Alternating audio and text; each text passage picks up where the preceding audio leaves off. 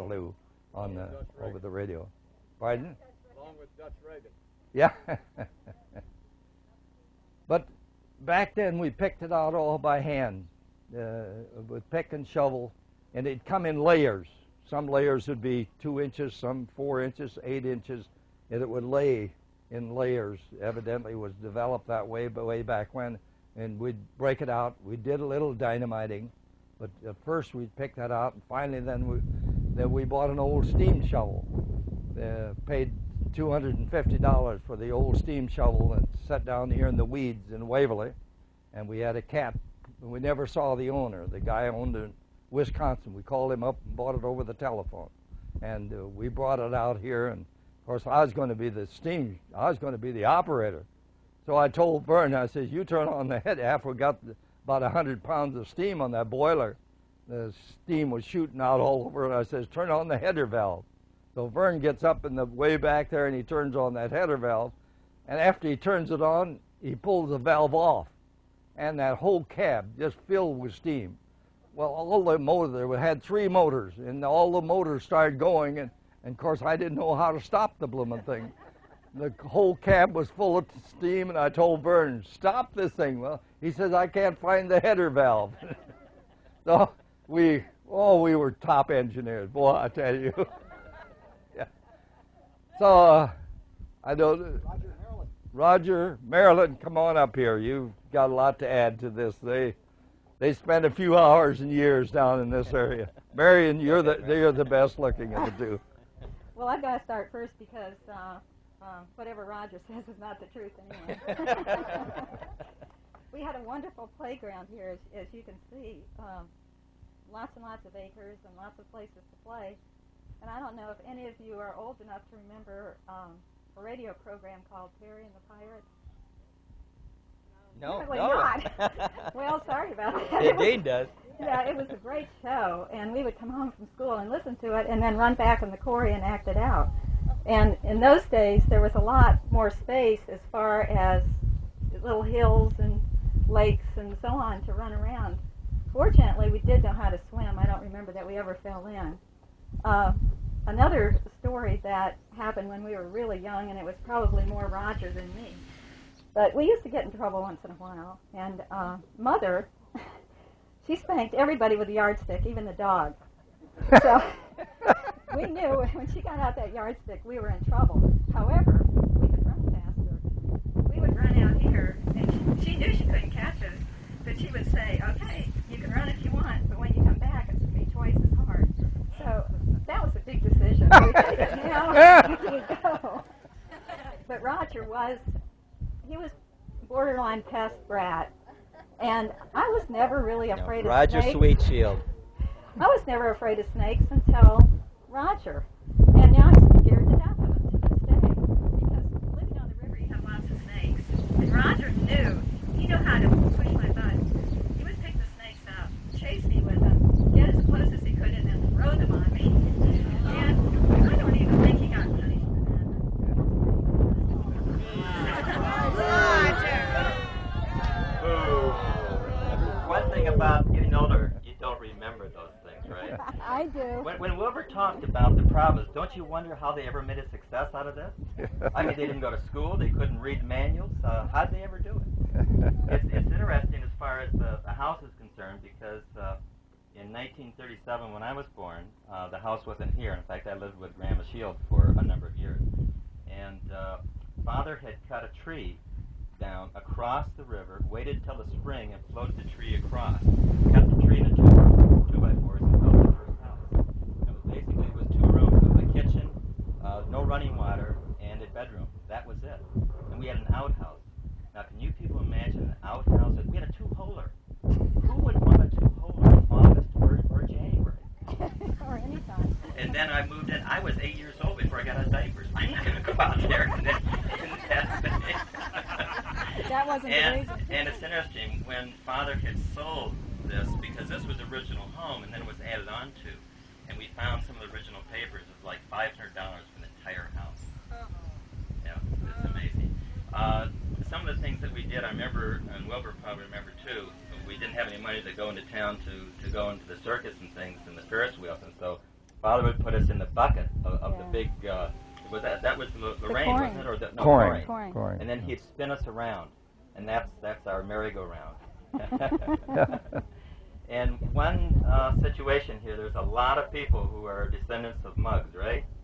Yeah. Well, I hope Muggs doesn't mind me telling this, but in the silo where we had all the lime, we'd have the truckers come underneath, and there was like chutes, and the trucker would open the chute, and the lime would come into his truck. Well, at times, the lime would get sort of up like this, and so Father asked Merwin to go up and push the lime down. Well, the lime caved in on him, and the trucker at that point had closed the chute, and there was Merwin with the lime over top of him. Fortunately, the trucker thought that he needed more lime, so he opened the chute, and after 3 or 4 shovels, he found his arm, pulled him out. I remember as a kid, they brought him up to the, we had a well there. I remember Father putting his hand down his throat and pulling the lime out. He made it through. So without him, there's a lot of people that wouldn't be here. Right? Is that right? Glad for that. Fortunately, we didn't have OSHA at that point. But we had a lot of fun here. It was fantastic. Well, thank you, Raj. I imagine Phyllis, this might give you some ideas for another story. She's our writer in our midst. Preston, you have something to say, evidently. I was working out here in 1939, 20 cents an hour. We always paid more than that. $12 for 60 hours. And Carl Reichert and I, we'd dynamite. We'd form a grill. 10 sticks of dynamite in this hole, 10 sticks here, 10 sticks here. One time Vern was gone, so we put 20 sticks in each hole. Instead of fracturing the lime rock, it took the whole area and raised it up 6 feet. Yeah. And it took 3 days with a bulldozer to level it out. Yeah. And when Vern came back, he wasn't very big, but he was knocking holes in that lime rock when he walked down across there. That's all. Yeah. Yeah, now the truth comes out. Who else has got Merwin? Boy, that's something, getting caught in that silo with the limestone all over you. Yeah, that's something.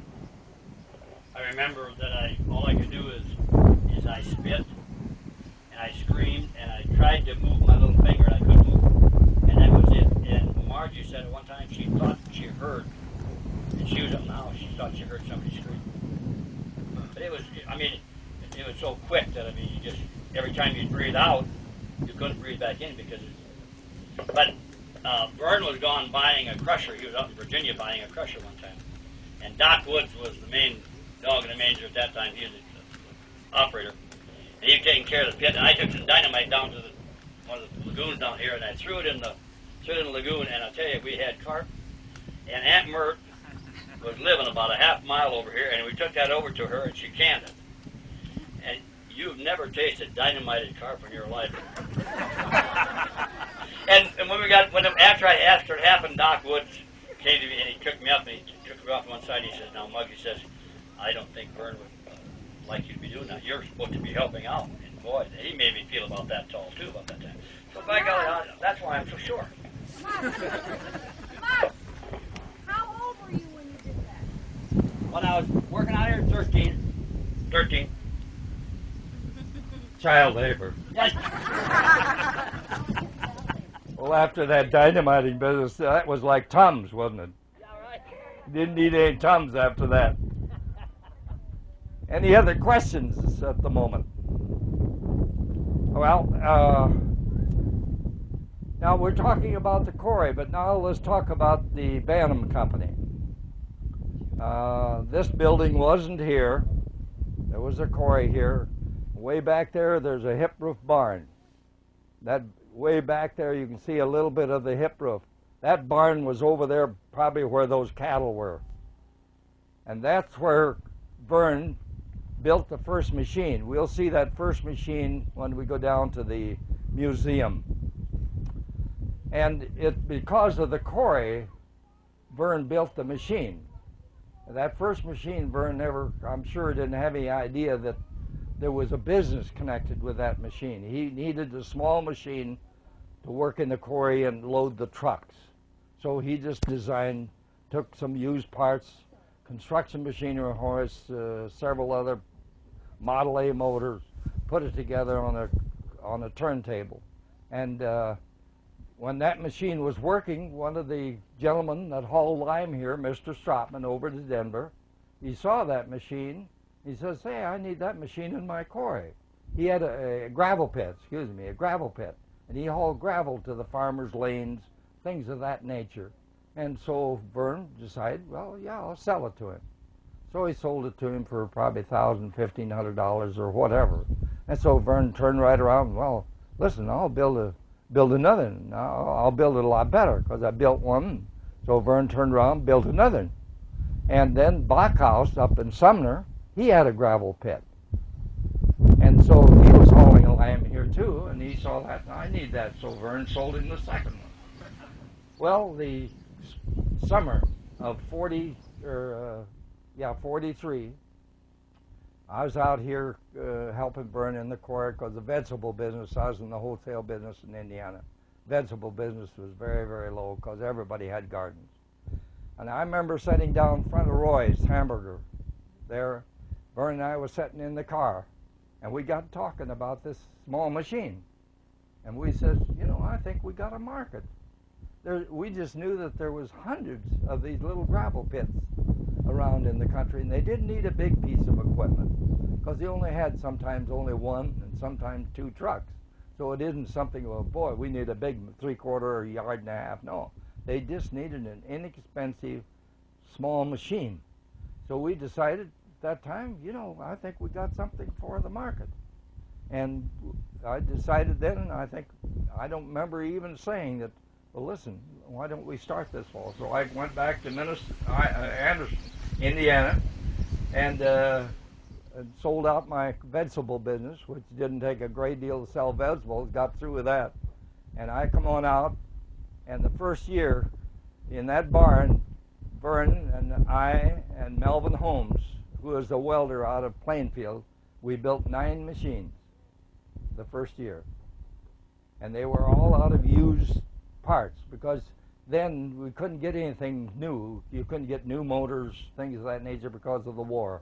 So we used Model A motors, go down to the junkyard and get a motor and give it to one of the mechanics in the garage and grind the valves, bring it up to the best. But then we tell the people that bought it, well, this is a used motor, and they knew it, and that part of it. So the first year we built 9 machines, and we just sold them almost quicker than we could build them. And the next year we hired another man or two, and we built 29 machines the next year. Then we built this building, which was, when we built this building, we thought, oh boy, this. And then we had about 8, 10, 12 employees. We hired an engineer at that time, and that's the way the business grew. And it just kept growing. And then finally, as we'll go downtown and see the main plant, we moved down there in Waverly in 45 and 46. Eileen, come here and tell them what a wonderful. Yeah, I appreciate that, Eileen. It's one thing to hear when it all works out nicely. At the time, nobody knows whether it's going to work out nicely, right? Yeah, right. So I'd like my mother to talk because, before you came out here, you built a nice home in Anderson? Brand new. Well, talk about it. Okay. Wilbur built me a brand new home in Anderson, as nice as could be, and then all of a sudden he decided to come to Iowa, and he said, "I'm going. Are you coming with me?" Oh, Eileen, Are you coming with me or not? I didn't say that. Yes, you Not did. that way, surely. Yes, you did. So I stayed up all night. I and guess I cried, did. And I crocheted, and I don't crochet at all. And anyway, I either crochet or knit, whichever you do. And I just felt terrible. Well, then we got out here, and we stayed a while at Grandpa Shield's old home place. Now here I'm a city girl, and you come to these Delco batteries. The Grandpa Shield, well, you had to turn them on. You had to quit when it got dark. And Wilbur worked over in another town for about a week. How much? A month? A week? You worked over a time? Yeah. A week at a time. And all to read in the house was before the Delco batteries went off with the country Wallace Farmer. Oh, country yes, Eileen. and oh, well, anyway. And that bathroom was Phyllis said down in the basement. That was the fit. And so then we get to the Bantam Company. And the day he moved in the new office of the Bantam Company, I was expecting Marshall, so it didn't make any difference. The Bantam Company came first. So that's where Wilbur was when Marshall was born. Okay? Your conscience is going to bother you. Your conscience is bother you. Oh. Yeah. No, but hey, God works things out. It was best that we came to Iowa because we wouldn't be able to have the nice home we have and all you people come and share it with us over the weekend. Okay? Thank you. I got one more thing to say. Now you got the straight of it. I go a long way back with Wilbur and Eileen. I'm not sure if I ran away from home that time when I got down to Anderson, Indiana. Got that story. Well, This is kind of our last stop for. We had Dean. I don't know if you wanted to do a picture here with Wilbur. Yeah. What's on this? Up here and we'll get some pictures out of the way, and then we'll move on to our next stop and some potties and so forth. So Dean's family up here. Wilbur, Eileen. Yeah. Here, you hold that. Yeah. You want Roger and Marilyn? Whatever Dean wants. Yeah, yeah. Oh, I'm sorry. Well, maybe they ought to just do your Come own on, and then come we'll on. do us, right? Well, who Come do you on. have? Just Mel and I. You're in it. You're in it. Come on. Yeah, we're orphans. Come. We need all that. All the family we can get. Take it. Right. You want to get by Marilyn? Been ages since I No, that's all right. Hi.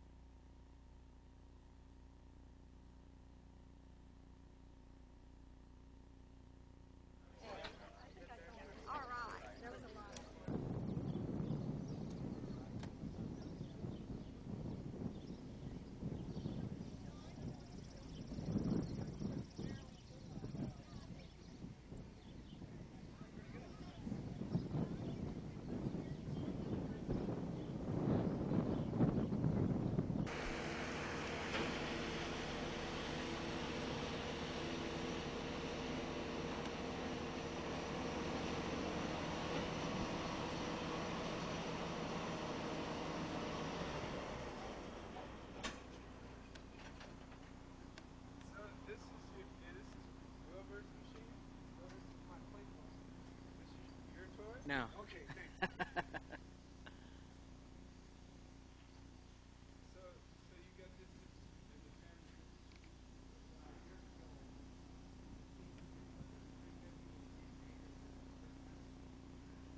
that Bill Wilbur and three other guys who built a subdivision down here.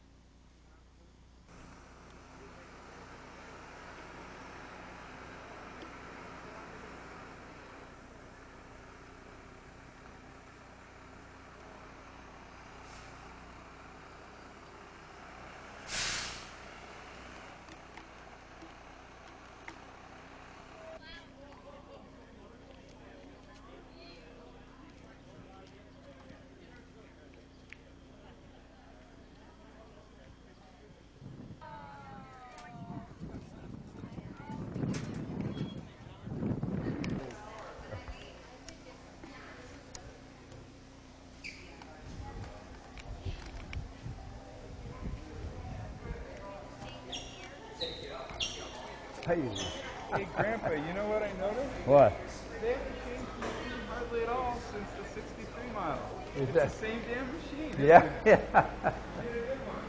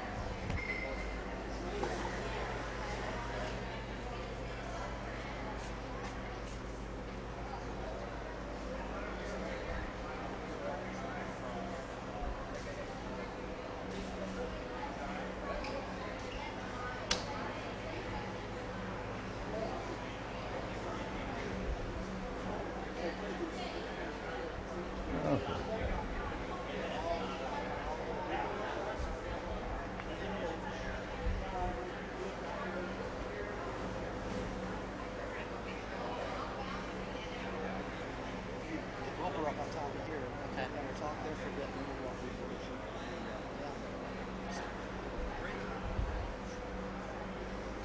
Can you some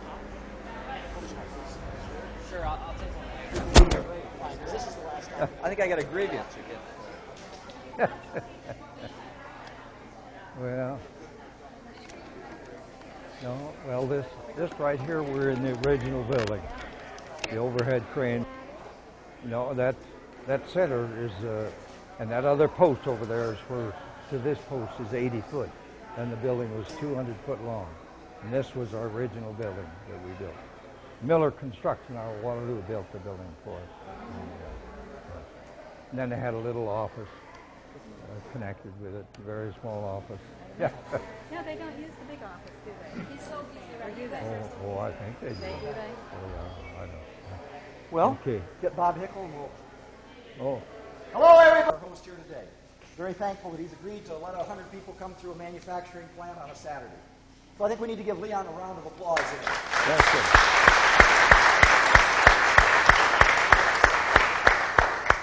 I'd like to take this opportunity to welcome everybody here today that started this company, I believe, in the mid-1940s. 45, the cornerstone says. Yeah. It was a very small company then, but then it's gotten to be a lot bigger company, and it has gone back to around 300 people, and we manufacture about 25 different models of product here. A lot of old. Cranes a year. We do about 50 cranes a month in the plant, or 600 cranes a year, and we manufacture the larger of the aerial lift work platforms from 60 foot to 110 feet in height. We do about 75 of those machines a month, or about 900 machines a year. It's changed direction a little bit. There's very little backhoe business as what was started, but everything has to change as we go through. There are 38 Japanese competitors today in the backhoe business, but we are the number 2 crane producer in North America and the number 3 or number 4 crane producer in the world.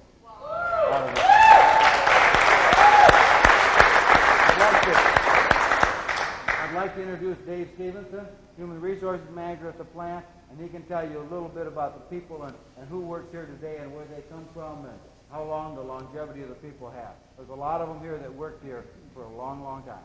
Dave? Good afternoon. It's been kind of fun watching everybody come in and walk through our plant and all the comments and all the favorable comments. I guess I'm sorry it took so long to get you here, and we're glad to have you this afternoon. No. We currently have about 240 people on the floor working, with another 55 people in the office. Our longest-term employee just retired here approximately the first part of this year, had about 46 years of service. The average age in the workforce right now is approximately 45. The average year of service is about 25. So whoever hired some of these employees in the past did a heck of a good job. So we're glad to have them. We're a mainstay in this community and want to be here for many more years to come. We're proud of our company, and we're proud of our heritage, too. Thank you. I'd like to introduce another person that many of the people outside the family won't know, but this person's been very involved with the family in 2 different ways. He was hired as a human relations director by Vern, right? And what did Vern think your job was? And this is Bob Hickle. He thought he got a public relations director instead of a personnel director. And I was in trouble for the first 2 years because I didn't get his name in the paper. But, Yeah, we can't hear too well. well, I'll try again.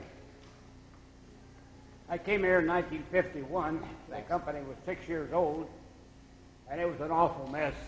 It took me 21 years to get it straightened out. Cut him off. And then I went to work for the railroad, and they went bankrupt in 4 years, so it didn't take near so long.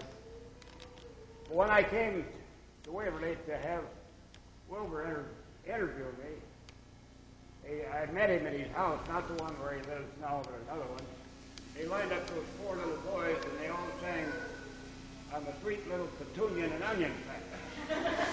And I wondered if I really wanted to go to work for these people. I've got a 10 ear. But I showed Milo a card trick. And I wouldn't show him how to do it. And I figured maybe he would talk his dad into hiring me just so I'd teach him that card trick. Well, I still haven't taught him. But I may do that now one of these days. Milo and Marlo, well, all 4 of the sons became Eagle Scouts in our troop and post, and I was real proud of them. I think probably the building just went to that wall when I first came in. It was about a half as long as it is. So it's grown a lot. But the one thing I liked about it, their concern for the employees. We had the first employee assistance program in Iowa at Schield Valley. We had one of the very first credit unions. I think that's because Wilbur got tired of loaning everybody $25 when they needed some new tires. So we started a credit union. We had a profit sharing that was second to none, and if the subsequent owners hadn't messed with it, some of these employees would have $500,000 now in their fund. It was a great place to work. We had a lot of fun. And I can't say but one thing. We have probably the greatest workforce that anybody could have. We had a bunch of young people right out of the service, right after World War II. Most of them were married and had a kid or 2. They grew up on farms and in small towns. They knew one end of a wrench from the other, and they were ready to go. They worked hard, productively, and by and large, Wilbur let them pretty much alone and let them work. I was the only one he messed with and made it difficult for me to do my work. But I'm proud to have been associated with the Schield family for, I haven't figured out how long it's been. Too long. Since 1951, and I hope we have a lot of fun in the future. Thank you, Bob.